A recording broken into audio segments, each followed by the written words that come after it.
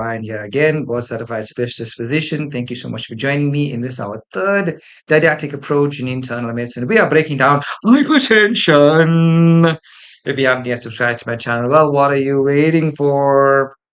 Hypertension is a systolic blood pressure above 140 mils mercury, or a diastolic above 90 mils mercury, or both. Okay. Now we can split them. Let me get my points in there into primary and secondary etiologies. Now, primary basically means we don't know what causes it. 95% of hypertension is essential or idiopathic OGK. What is OGK? Only God knows. All right.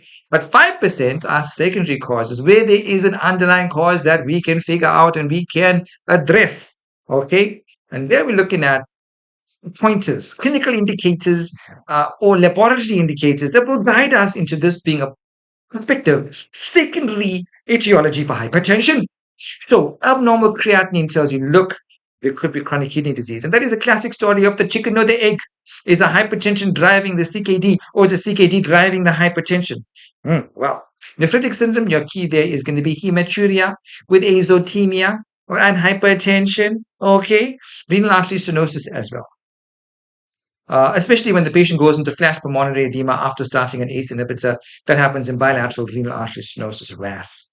And renal artery stenosis can be on the back of atherosclerosis or fibromuscular dysplasia. Normal electrolytes are thinking, okay, if there's hypertension with hyponatremia, hypertension with hypokalemia, hypertension with hypokalemia, you gotta watch out for hypaldosteronism. It could be Cron syndrome.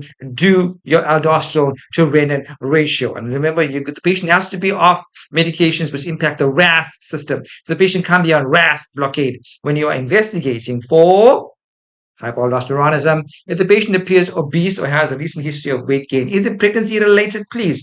Now, this could be gestational hypertension before the 20th week of gestation. It could be preeclampsia after the 20th week of gestation with proteinuria as well. Cushing's, the typical lemon on a mastic appearance, the buffalo hump, the moon faces, the livid stria, the proximal myopathy. We're talking about that. And these patients have hypercortisolemia on provocative testing. Okay, on screening and provocative testing. Sleep apnea can drive in hypothyroidism, although hypothyroidism classically associated with diastolic hypertension, but it can cause systolic as well. Okay, other things like renal artery stenosis we spoke about. Pheochromocytoma is a malignancy of the medulla. You're producing too many catecholamines, man. These patients have headache, right? They have palpitations, right? They have perspiration, okay? They have blood pressure being high. Aortic coarctation, usually with radiofemoral, radial delay, you may have abnormal, increased size of the upper body, okay, and you may hear a murmur, and drugs, like all manner of drugs, be it over-the-counter recreational drugs, some prescription drugs can also cause hypertension. How do you approach the patient clinically? Well, first of all, introduce yourself, position the patient adequately, get good exposure. Just comment on the general appearance. Does the patient look azotemic? Does the patient look Cushingoid, lemon on a mastic appearance, with peripheral wasting but central adiposity, with livid stria?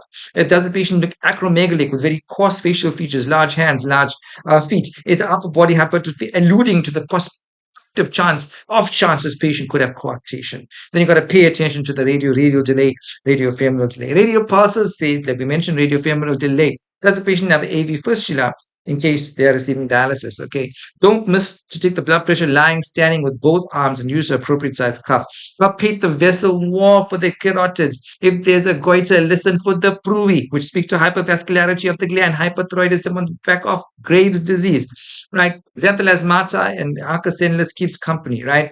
Fundoscopic changes. We know the changes of hypertensive retinopathy. Grade 1 is silver wiring. Grade 2 is AV nipping. Grade 3 is cottonwool spots, dot and blot or flame-shaped hemorrhages. And 4 is papilledema. Precordium, you want to not miss that heaving apex beat, a loud aortic component of the second heart sound, a fourth heart sound, all that speaks to hypertensive heart disease. You may hear systolic bruit if you're dealing with coarctation. And the abdomen dome is the renal bruit, which could speak to renal artery stenosis. Polycystic kidneys may be bilateral. Aortic aneurysm as an expansile epigastric impulse. Pheochromocytoma may be palpable very rarely. Right, and then don't forget proximal muscle weakness, hairs, stairs, and chairs. These patients have difficulty waking up from a squatting position, difficulty when raising the shoulders. All right, distal sensory loss keeps company with alcohol and diabetes. Don't forget urinalysis an active urine sediment, hemproteinuria, because that can allude to specific pathology. What, pray tell, is resistant hypertension? Well, it is simply defined as blood pressure that remains above 140 mils mercury systolic or and diastolic above 90 mils mercury, despite, look at this, the optimal use of three antihypertensives of different classes, including a diuretic. Note what's in red there, everybody. The blood pressure cut points above 140 over 90 systolic diastolic, despite optimal use of three antihypertensives, of which one is a diuretic. And these are the different classes we have. ACE inhibitors, right? Example, enalapril, captopril, ramipril, perindopril.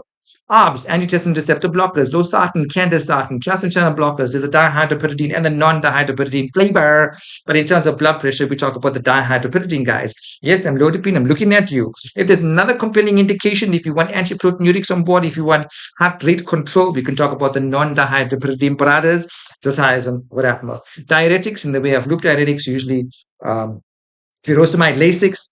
There's others you have as well. Aldosterone antagonists, which are also your potassium sparing diuretics, your likes of eplerenone and spironolactone, aldactone.